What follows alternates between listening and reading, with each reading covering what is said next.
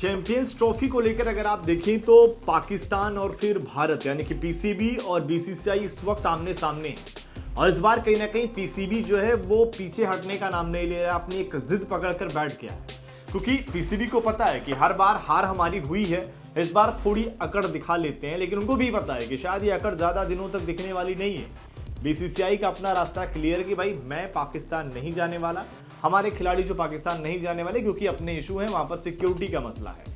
लेकिन पाकिस्तान जो है अब इसी बात को लेकर एक हवा बना रहा है, वो लगातार आईसीसी से सवाल पूछ रहा है कि क्यों इनकार किया जा रहा है, क्या हो रहा है। अब इसी को लेकर पाकिस्तान के दिग्गज खिलाड़ी शाहिद अफरीदी ने भी सोशल मीडिया पर एक लंबा चौड़ा पोस्ट लिखा है और उन्होंने खास तौर पर यह भी अपील करी है, या कहें भारत के सामने उन्होंने इस पोस्ट के माध्यम से भी हाथ ही जोड़े हैं कि आखिरकार आ जाइए, खेल लीजिए, ताकि ये चैंपियंस ट्रॉफी जो है इसका आयोजन हो पाए और फाइनली एक बेहतर टूर्नामेंट देखने को मिले। शाहिद अफरीदी ने अपने पोस्ट में क्या कुछ कहा वो आपको बताते हैं। शाहिद अफरीदी ने पोस्ट लिखा जिसमें उन्होंने कहा कि क्रिकेट एक अहम मोड़ पर खड़ा है और शायद 1970 के बाद सबसे बड़ी चुनौती का सामना कर रहा है। यही समय है कि हम अपने मतभेद को भूलकर खेल के लिए एक हो जाएं। अगर ओलंपिक की खातिर हम अपने बंटवारे को भूलकर एक साथ आ सकते हैं तो यही काम क्रिकेट और चैंपियंस ट्रॉफी के लिए क्यों नहीं कर सकते।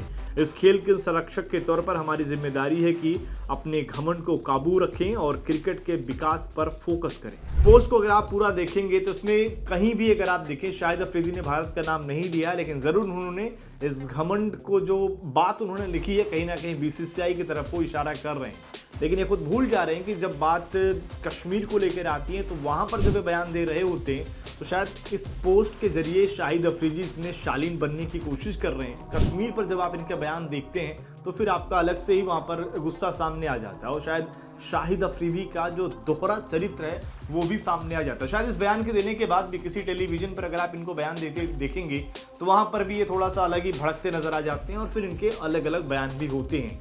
तो यहाँ पर कहीं ना कहीं शाहिद अफरीदी इस पोस्ट के जरिए भी यही कहना चाह रहे हैं कि भाई बीसीसीआई अगर आ जाता है तो ये टूर्नामेंट अच्छे से हो जाएगा।